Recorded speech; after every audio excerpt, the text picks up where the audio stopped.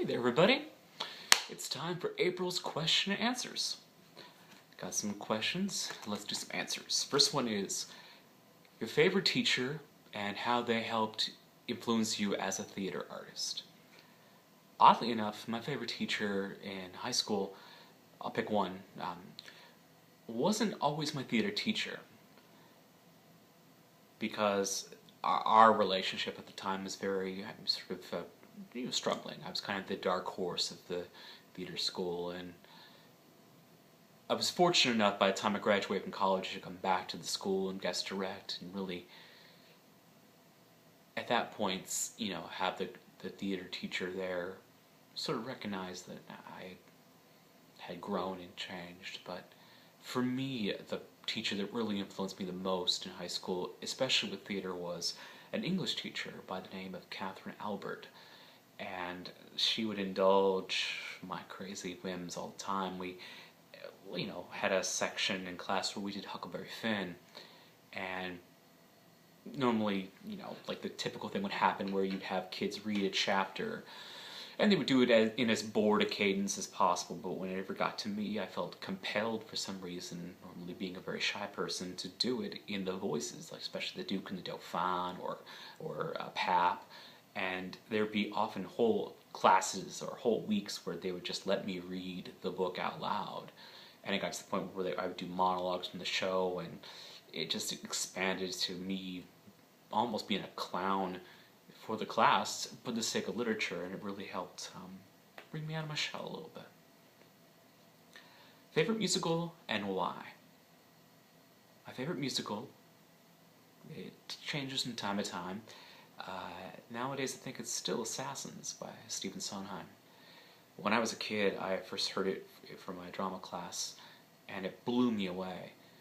I'm a very nervous person, and I couldn't watch horror movies until I was in my early 20s, because even drug commercials would just terrify me, because I would just use my imagination to compound them into even worse things than they were. And I couldn't even see horror films because I would just have nightmares. When I saw Carrie as a kid, I would just have terrible, terrible dreams. And I think for me, hearing Assassins was a way for me to make the horrible tangible and yet bearable by being able to play somebody and to realize that, okay, yes, this is a terrible act done by people. These are humans who do terrible acts, and at the same time, there is a sense of ownership in that, and that there are no monsters in this world. There are simply people who do horrible things, and I think that's given me sometimes a sense of calm whenever I played a lot of people who are morally compromised, I would say. If I had zero, worries about money and plenty of opportunities, what would I be doing?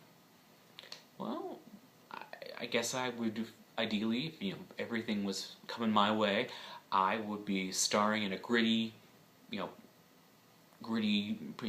show, like an HBO show or like an FX or something that allows you to be a little more off the rails, playing something, a little more off-kilter, strange, something that's a little darker by day, and then by night doing either like a show on Broadway or a solo performance work. As I've gotten older, I really love how solo performance allows me to really make things more autonomous, to build things from start to finish. And I like to be able to do both, and the flexibility to have a show and do it in all kinds of venues and formats and discuss it with people is very freeing. And the last question, what inspires me? What inspires me is really the act of intense, exercised curiosity. For example, on the way home today, I was walking on that long stretch between on 42nd Street, between the numbered trains and the letter trains, and there was this cop on a Segway with a purple pinwheel, sticking atop his Segway, and I kept thinking for like half an hour, why does he have a purple pinwheel atop his Segway? What possessed him to put it on there? Did he take it from somebody, like a homeless person? Did he pick it up from the ground? Why did he pick it up on the ground? Is he just finding something to cheer himself up?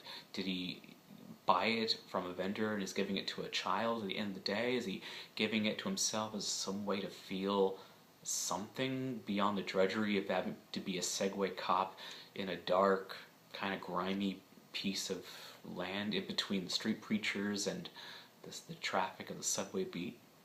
And I just kept thinking about that. And that sort of intense exercise curiosity is what keeps me going.